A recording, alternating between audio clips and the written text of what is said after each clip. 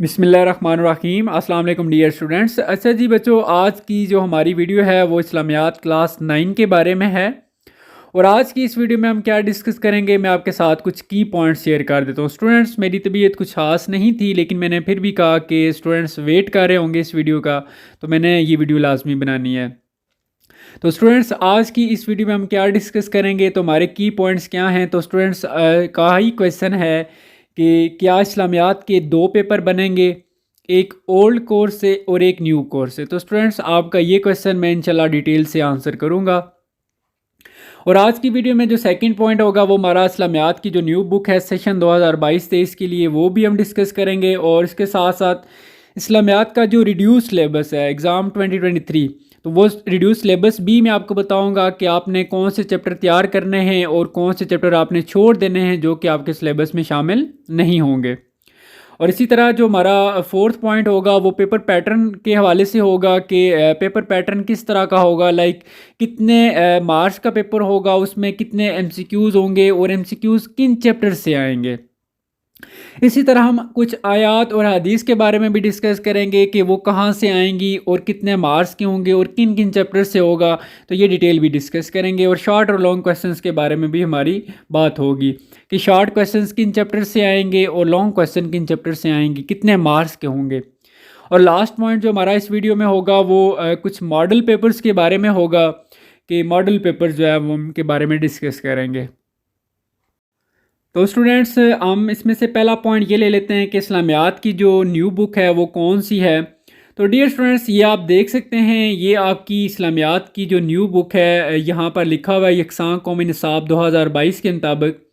तो ये आपकी न्यू बुक है स्टूडेंट्स। यहाँ पर मैं आपको एक पॉइंट क्लियर करता चलूँ कि जो आपकी पुरानी वाली बुक है वो भी पंजाब टेक्स्ट बुक बोर्ड की है और ये वाली भी पंजाब टेक्स्ट बुक बोर्ड की है। जस्ट डिफरेंस ये है कि वो ओल्ड वर्जन है और ये जो है न्यू वर्जन है, और इसमें कुछ चेंजिंग्स भी आ सकती हैं। और ये इसके कुछ फहरिस्त है इस न्यू बुक की, आप देख सकते हैं। लेकिन स्टूडेंट्स, यहाँ पर मैं आपको एक पॉइंट क्लियर करता चलूँ कि ये सारे चैप्टर आपने तैयार नहीं करने हैं, क्योंकि आपका सिलेबस रिड्यूस्ड है। जस्ट कुछ चैप्टर्स आपने यहाँ से तैयार करने हैं, वो भी मैं आपको अभी बताऊँगा। तो स्टूडेंट्स, हम सेकंड पॉइंट यही बना लेते हैं कि आपका जो रिड्यूस सिलेबस है वो कौन सा है, कौन से चैप्टर आपने तैयार करने हैं और कौन से चैप्टर आपने तैयार नहीं करने। लेकिन स्टूडेंट्स, मैं यहाँ पर आपको एक पॉइंट क्लियर करता चलूँ कि ये जो मैं आपको रिड्यूस सिलेबस बताने लगा हूँ, ये जस्ट और just first annual exam 2023 and second annual exam 2023, यानी कि जो आपके 2023 में पेपर होंगे फर्स्ट एनुअल एग्ज़ाम के लिए, ये सिलेबस जस्ट उनके लिए है। और जो सेकंड एनुअल एग्ज़ाम होगा 2023 का, जस्ट ये सिलेबस उसके लिए है। आगे फर्दर जो 2024 यानी कि 2024 में जो पेपर होंगे उनके लिए न्यू पॉलिसी आएगी और न्यू ही सिलेबस होगा। ठीक है, तो अभी हम देख लेते हैं कि रिड्यूस सिलेबस कौन सा है। तो स्टूडेंट्स, आप ये देखें, ये स्टूडेंट्स ये आप देख सकते हैं कि जो आपका पहला बाब है, यानी कि कुरान मजीद और हदीस नबी सल्लल्लाहु अलैहि वसल्लम, उसमें आपकी तीन सूरतें शामिल होंगी, सूरत लुक़मान, सूरत यासीन और सूरत साद। ये तीन आपने जो है वो तैयार करनी है। ठीक है, और इसके साथ साथ आरफ कुरान मजीद और 10 अहादीस नबी बमुताबिक निसाब, यानी कि आपकी जस्ट जो है वो 10 अहादीस होंगी।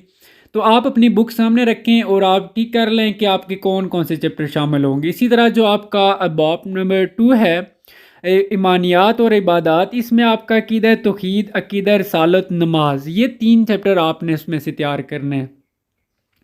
और नेक्स्ट ये स्टूडेंट्स आप देख सकते हैं कि जो तीसरा है उसमें सीरत नबी सल्लल्लाहु अलैहि वसल्लम, इसमें आपका तीन जो है वो चैप्टर शामिल हैं कि नबी करीम सल्लल्लाहु अलैहि वसल्लम का बचपन और जवानी, इसी तरह नबी करीम सल्लल्लाहु अलैहि वसल्लम का ज़ौक़ इबादत और आप सल्लल्लाहु अलैहि वसल्लम की सहावत और एसार। ठीक है, और आपका जो नेक्स्ट 4 है चैप्टर है, यानी कि अखलाक व आदाब, इसमें हसद से इज्तनाब। और नेक्स्ट हुस्न मामलात व माशरत में कसम के अहकाम व मसाइल। और नेक्स्ट 6 जो है हदायत के सरचश्मे और मशाहिर इस्लाम में से आपने ये देखें, ये चैप्टर्स करने हैं जिनके नाम आपके सामने हैं। और 7 में से इस्लामी तालीमात और असर हाज़िर के तकाज़े, ये भी आप देख सकते हैं इनमें से आपने कौन सा चैप्टर तैयार करना है। तो स्टूडेंट्स, ये आपका रिड्यूस सिलेबस है जो कि आपने ये चैप्टर जस्ट तैयार करने हैं, ठीक है। तो डियर स्टूडेंट्स, आगे मैं आपको फर्दर मज़ीद आगे कुछ पॉइंट्स अगर हम डिस्कस करें पेपर पैटर्न के हवाले से, तो वो क्या है। तो पेपर पैटर्न बच्चों ये है कि आपके जो टोटल मार्क्स हैं वो 50 मार्क्स होंगे, ये पहले की तरह ही है। और सेक्शन ए जो है उसमें आपका वो 10 मार्क्स का होगा और सारे एमसीक्यूज़ होंगे।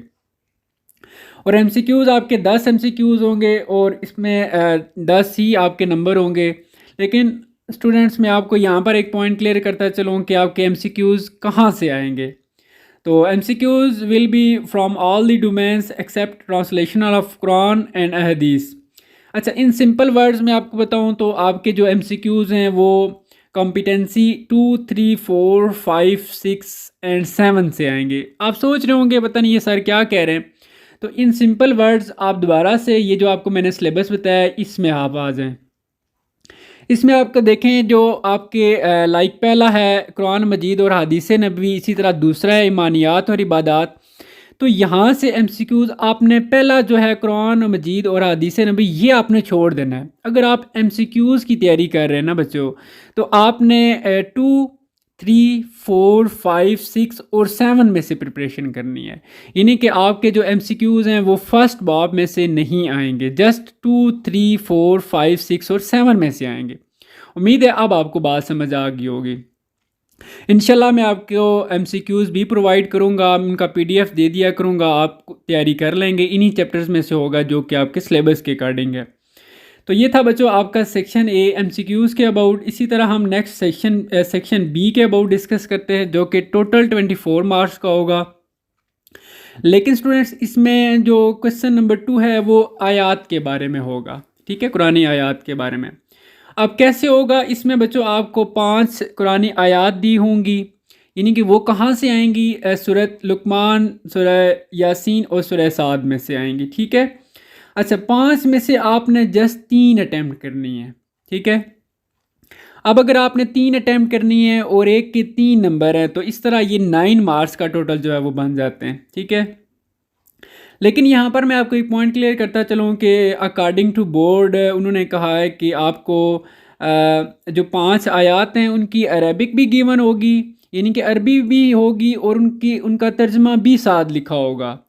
तो फिर आपने क्या करना है, लाइक पहले तो ये था कि आपने उनका तर्जमा जो है वो लिखना होता था। अब क्या होगा कि आपको तर्जमा भी दिया हुआ होगा साथ, आपने उसके नीचे एक क्वेश्चन बना होगा, उसी से रिलेटेड ही होगा, वो क्वेश्चन आपने अटैम्प्ट करना होगा। देखिए ये मेरे ख्याल में थोड़ा आसान है, क्योंकि पहले स्टूडेंट्स जो है वो अगर अरबी लिखी होती थी तो उसका तर्जमा, क्योंकि ज़रा सी बात है, अब गलत भी तो नहीं लिख सकते या गैस नहीं लगा सकते, खुद से नहीं लिख सकते, क्योंकि ये तो आप नहीं कर सकते, हदीस और नबी आप खुद से तो नहीं बना सकते। तो इस तरह अब ये है कि आपको तर्जमा दिया होगा और उसी के मुताबिक ही एक क्वेश्चन बनाया गया होगा। आपने उस तर्जमे को अच्छे से रीड करना है, उसको अंडरस्टैंड करना है और नीचे जो क्वेश्चन होगा उसका आंसर कर देना है। तो मेरे ख्याल में ये ज़्यादा आसान है कि आप कुछ ना कुछ तो लिख लेंगे ना। अगर आप तर्जमे को रीड करें अच्छे से तो आपको उसको अंडरस्टैंड करें कि ये आयत जो है या हदीस है ये किस बारे में है, तो आप मेरे ख्याल में फिर उस क्वेश्चन को जो है ना कुछ अटैम्प्ट कर लेंगे, तो इस तरह आपके मार्क्स भी जो है उसके कुछ ना कुछ मिल जाएंगे। इसी तरह नेक्स्ट आपका जो क्वेश्चन 3 होगा वो अहादीस के बारे में होगा। लेकिन मैं यहाँ पर आपको एक पॉइंट क्लियर कर दूँ कि आपके जो कंप्लीट सिलेबस है उसमें जस्ट और जस्ट 10 अहादीस होती हैं, ठीक है। अब 10 में से पेपर में आपके 2 अहादीस आएंगी, 2 में से आपने जस्ट एक अटैम्प्ट करनी है और इसके 5 नंबर होंगे।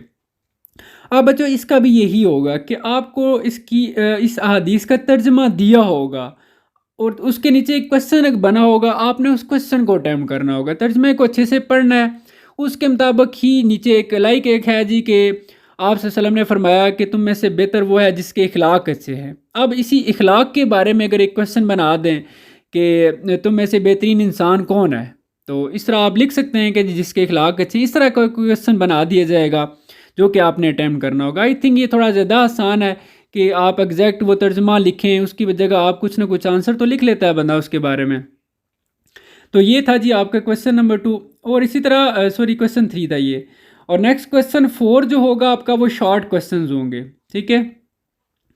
अच्छा, शॉर्ट क्वेश्चंस आपके टोटल जो है वो 7 शॉर्ट क्वेश्चन दिए होंगे। 7 में से बच्चे आपने 5 अटैम्प्ट करने हैं और एक क्वेश्चन जो है वो 2 मार्क्स का होगा। तो इस तरह ये 10 मार्क्स के बन जाएंगे शॉर्ट क्वेश्चंस। अब शॉर्ट क्वेश्चंस किन किन चैप्टर से आएंगे तो ये मैं आपको क्लियर कर देता हूँ। देखें, short questions will be from competency 6 and 7।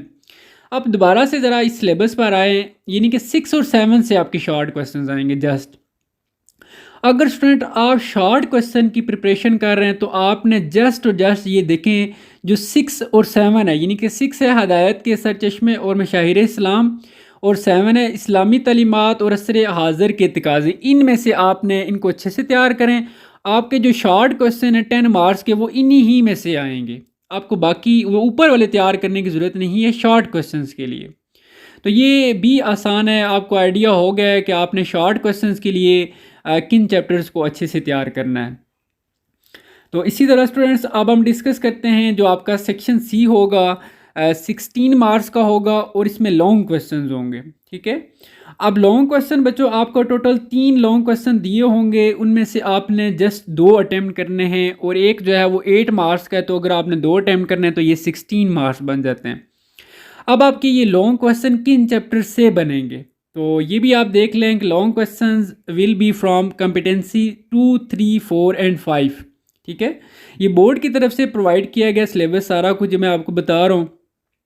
2, 3, 4 और 5 में से आपने लॉन्ग की प्रिपरेशन करनी है। इट्स मीन मैं आपको दोबारा से यहाँ से क्लियर कर देता हूँ कि आपने अगर लॉन्ग क्वेश्चंस की प्रिपरेशन करनी है तो आपने 2, 3, 4 और 5 को तैयार करना है, यानी कि आपने चैप्टर बाब 1 को भी छोड़ देना है और 6 और 7 को भी छोड़ देना है। सिर्फ आपने 2, 3, 4 और 5। 2 क्या है जी, ईमानियात और इबादत। 3 है सीरत नबी सल्लल्लाहु अलैहि वसल्लम और 4 जो है वो इखलाक व आदाब है और 5 जो है हुस्न मामलात और माशरात। ये आपने तैयार करने लॉन्ग क्वेश्चंस की प्रिपरेशन के लिए। तो स्टूडेंट्स ये भी बहुत आसान है कि आपको पता चल गया है कि आपने कैसे कैसे तैयारी करनी है। एक पूरी डायरेक्शन दी गई है आपको कि आप इस्लामियात की तैयारी कैसे करें। तो स्टूडेंट्स आप तो परेशान हो रहे थे। तो नेक्स्ट पॉइंट है जी हमारा जो स्टूडेंट का क्वेश्चन था कि क्या 2 पेपर बनेंगे। एक तो मैं आपके साथ जो भी सारा ये पेपर पैटर्न सिलेबस डिस्कस कर रहा हूँ ये सारा न्यू सिलेबस है, ठीक है। अब अगर वो स्टूडेंट्स जो ये बल्कि आप पहले पॉइंट्स को स्टडी कर लें कि FBIC में conduct 2 different papers as old course and new course. जी बिल्कुल स्टूडेंट्स, आपका जो क्वेश्चन था कि क्या 2 पेपर बनेंगे, जी बिल्कुल इस्लामियात के 2 पेपर ही बनेंगे और एक पेपर जो है वो इस्लामियात के ओल्ड कोर्स में से बनेगा, यानी कि पुरानी वाली बुक या सिलेबस से, और एक पेपर जो है वो न्यू बुक या न्यू सिलेबस से बनेगा, ठीक है।